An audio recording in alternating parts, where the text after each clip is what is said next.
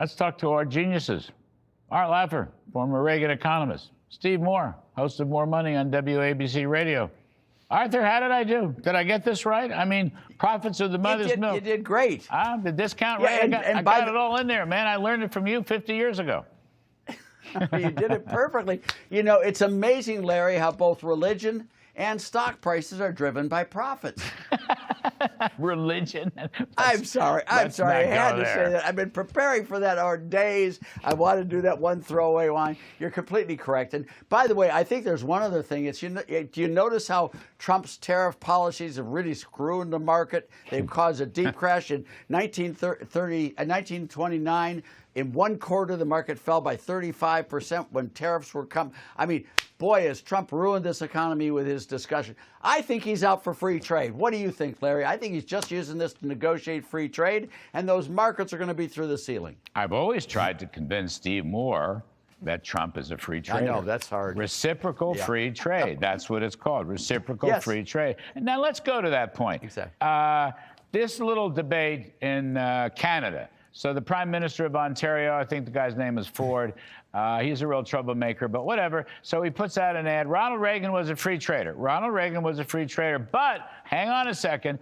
Ronald Reagan also was willing to use tariffs. And I was there when some of that stuff happened. Here's, let's see. We have some sound on this. I think, yeah, here it comes. Here it comes. Take a listen. Ronald Reagan loved tariffs. He used them sparingly. He made a mistake in that. And again, I was the biggest fan of Ronald Reagan, but on finance, on trade, it wasn't his strong suit. But he liked tariffs, and they totally changed that to say that he didn't, because they're catering to the Supreme Court. And they did a fake ad yesterday. One of the most difficult countries to deal with has been Canada. All right. Well, Steve Moore, Ronald Reagan was a free trader, but Ronald Reagan would use tariffs. He used tariffs on Japan, semiconductors, automobiles, a couple of other places. Robert Lighthizer was the deputy trade rep in those days. I was the deputy budget director. I mean, in a sense, it's an odd thing because Reagan was very smart. Ideologically, fundamentally, he was a free trader. And as Arthur said, I think Trump is too. But sometimes, you know, protect America and level the playing field, you either use tariffs or voluntary restraint agreements or whatnot. So what do you make of this debate? No, look, I think you're both right.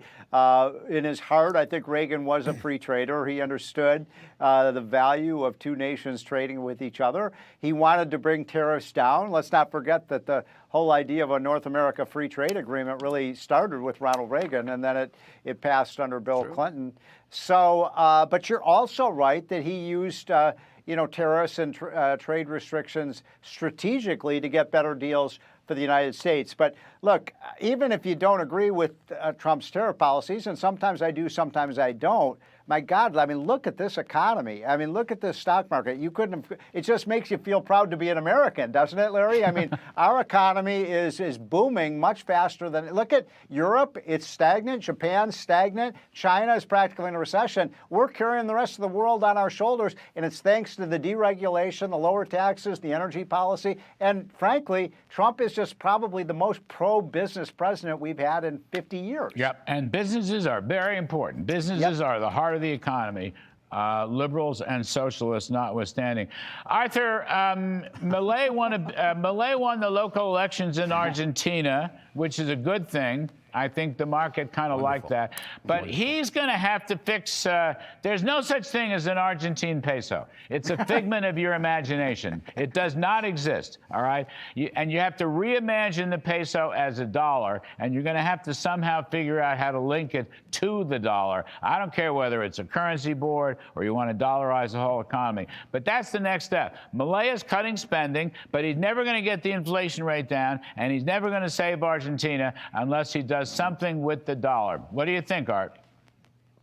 I think you're completely right. I mean, that is exactly what Menem did back then. I don't know if you remember, an economist named Steve Hanke, but he was very much in the currency board thing. We need to get something to get the Argentine peso stable in value.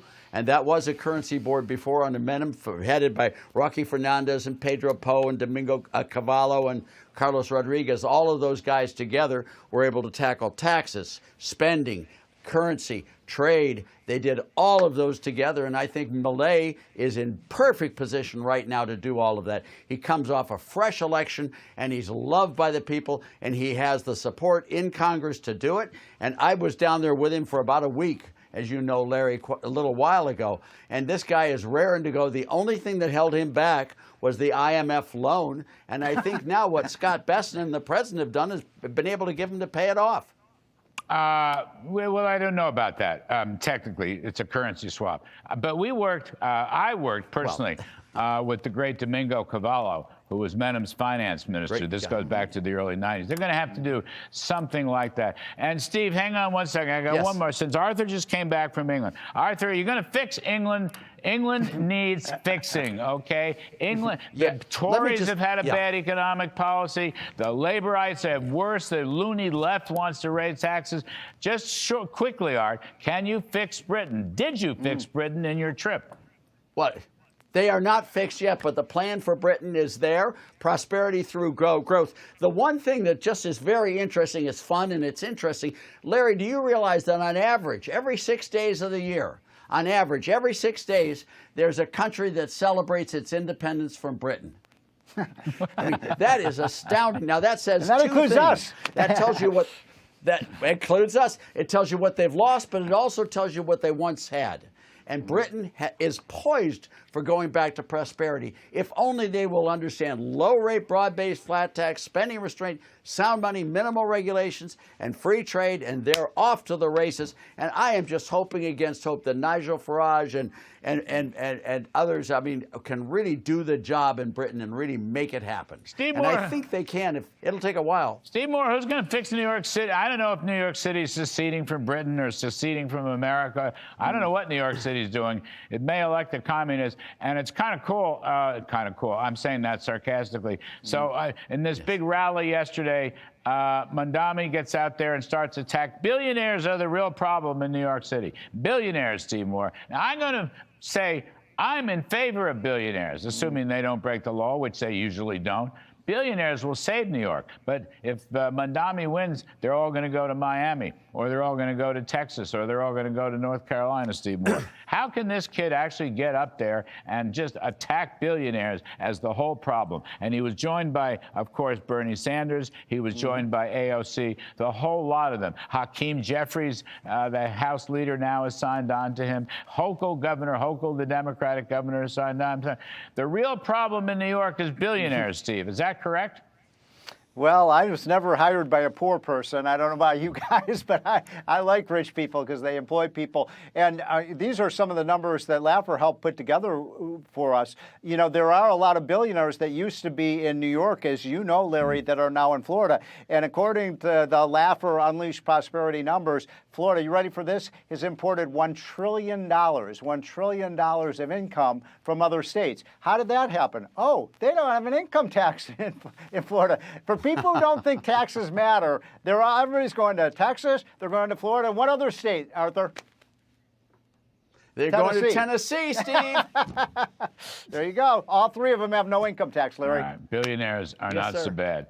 Profits are the mother's milk of stocks. Art Laffer and Steve Moore, thank you, gentlemen. We appreciate it very much.